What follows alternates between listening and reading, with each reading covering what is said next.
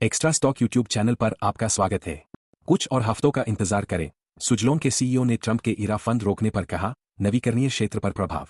Capital expenditure के मामले में सुजलॉन के सीईओ चाला सानी ने कहा कि नवीकरणीय ऊर्जा कंपनी अगले 2 से 3 वर्षों के लिए लगभग 350 से 400 करोड़ रुपए का वार्षिक कैपेक्स देख रही है। सुजलॉन समूह के मुख्य कार्यकारी अधिकारी सीईओ जेपी चाला सानी ने हाल ही में एक कमाई कॉल में अमेरिकी राष्ट्रपति डोनाल्ड ट्रंप के नए प्रशासन द्वारा inflation reduction act IRA fund वितरण को रोकने के निर्णय पर चिंता व्यक्त की, जो अमेरिकी स्वतंत्र बिजली उत्पादकों आईपीपीज और भारतीय मॉड्यूल निर्माताओं दोनों को प्रभावित करने की संभावना है। ट्रंप के युग के नवीकरणीय ऊर्जा क्षेत्र पर प्रभाव के बारे में एक प्रश्न के जवाब में चाला सानी ने कहा, मैं इसे केवल इस तरह देखता हूं कि अगर अवसर है तो सबसे पहले मुझे यह नहीं पता कि क्या प्रभावित होने वाला है, क्योंकि हर दिन आप एक स्पष्टीकरण पर रहे हैं तो अचानक ईरा प्रभावित हो जाता है। अगली बार मैं एक बयान देखता हूं जिसमें कहा गया है कि ईरा केवल ईवीज के संदर्भ में प्रभावित हो रहा है, तो यह एक विकसित स्थिति है और यह स्पष्ट है कि ऑनशोर विंड टरबाइन प्रभावित नहीं होंगे, केवल ऑफशोर प्रभावित होगा। इसलिए चाहे आप बोले या मैं बोलूं, यह दोनों के बीच बस एक बातचीत है। उन्होंने कहा कि हमें भारत पर किसी भी प्रभाव को देखने से पहले कुछ और हफ्तों का इंतजार करना चाहिए।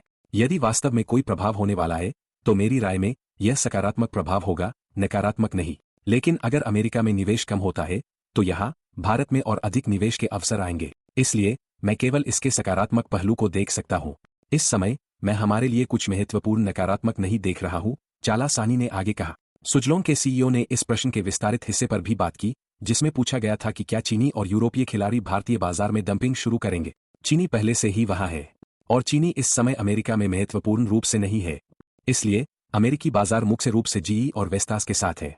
इसलिए मुझे नहीं लगता कि इससे कोई फर्क पड़ेगा। यूरोपीय आज अपने उत्पादित मात्रा में भारत में महत्वपूर्ण रूप से मौजूद है, लेकिन वे निर्यात कर रहे हैं क्योंकि वे भारत में प्रतिस्पर्धा नहीं कर पा रहे हैं।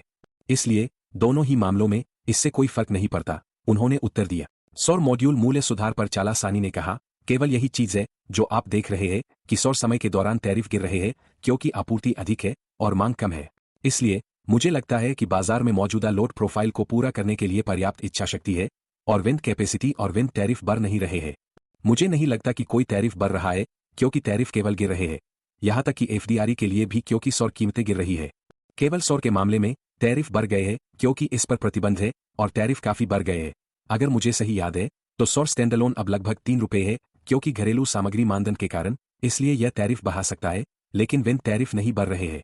विंड टैरिफ वही रहते हैं और उन्होंने कहा कि मांग बढ़ती रहेगी। कुछ हद तक घरेलू सामग्री के कारण सौर टैरिफ बढ़ने का प्रभाव है, लेकिन मुझे लगता है कि उस हद तक जो स्टोरेज स्पेस आ रहा है उसे संतुलित करना चाहिए, उन्होंने कहा। कैपिटल एक्सपेंडिचर के मामले में चाला सानी ने कहा कि नवीकरणीय ऊर्जा कंपनी अगले 2 से 3 वर्षों के लिए लगभग 350 से 400 करोड़ रुपए का वार्षिक कैपेक्स देख रही है। एक्स्ट्रा स्टॉक यूट्यूब चैनल निवेश के लिए जिम्मेदार नहीं है। कृपया अपने निवेश निर्णयों में सावधानी बरतें।